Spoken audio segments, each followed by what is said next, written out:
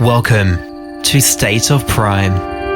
It's time to prime the mind, body, and spirit so that you can always stay in a state of prime. Let's get primed.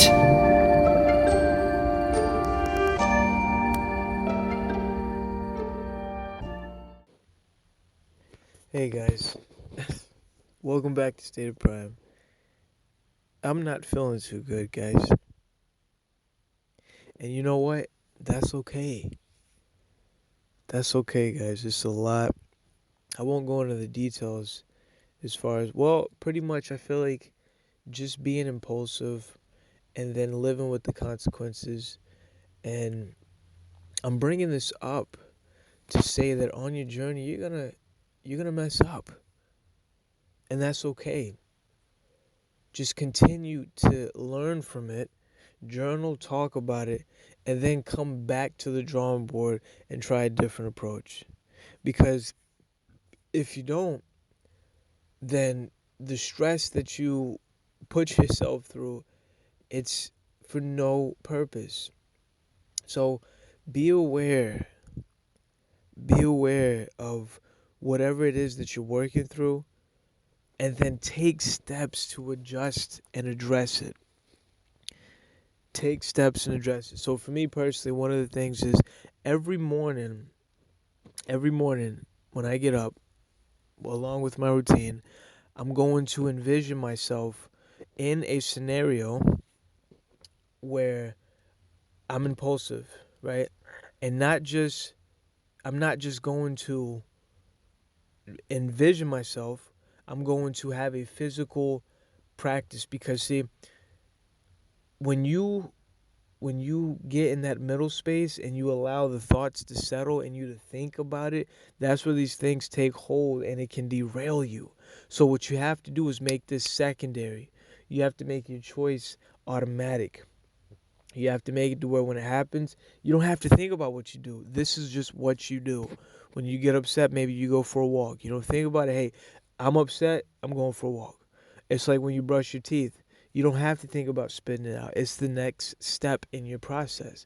Maybe you wipe your face after. It's something that you do with, a tendency, a habit that you've anchored on to what you do, and implement that into what it is that you do as well.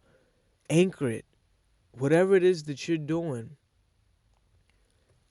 practice mentally.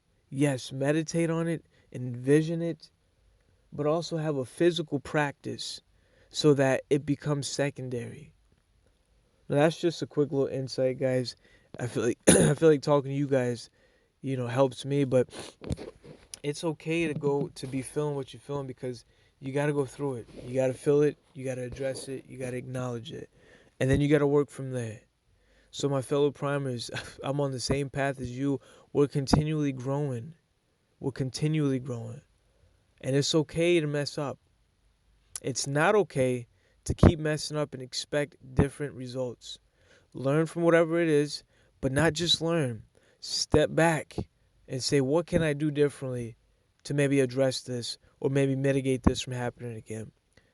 It is a process, and look forward and not forward, but be appreciative of these things that happen. I know in the moment when you're going through it, it doesn't feel good. It absolutely does not. But you can still talk about it like we're doing now, and then you can address it. So the basis of today's episode, guys, simply excuse me, I'm thinking about the podcast. Um, Step back after you do something maybe that you didn't like, or that is not in alignment with your objectives, your goals, your mission. Step back and see it unbiasedly. Look at it in the face. Not I hate you, not none of that. Just look at it for what it is. And then either talk about it or journal about it.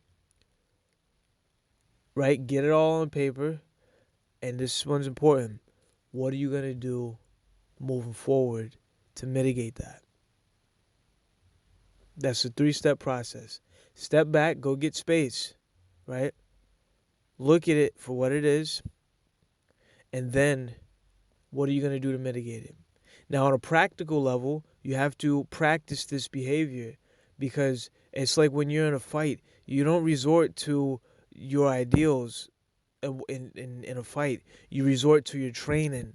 And so it's imperative that you anchor your practice into your daily routines. For me, it's going to be in the morning when I get up. I have a structure with other little things. I'm going to anchor it into that.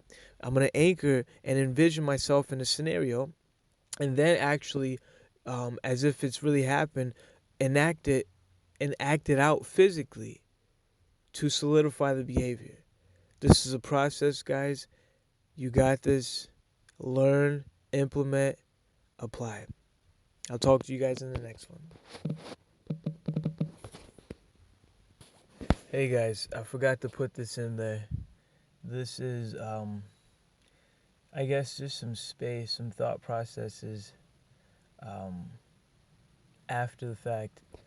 And so, today, I had to just, I had some time to, I guess, let it solidify. And I was in the kitchen making a drink, and it just hit me that you have to learn how to fail. This just coincides with the message of, learning, applying, being aware, but then also learning how to lose and being okay with that. Like, not losing, but learning how to lose. I truly feel the best losers win. There's actually a book about that, but this is in relation to trading, but the principles are the same. You have to learn how to lose. You gotta learn how to fail.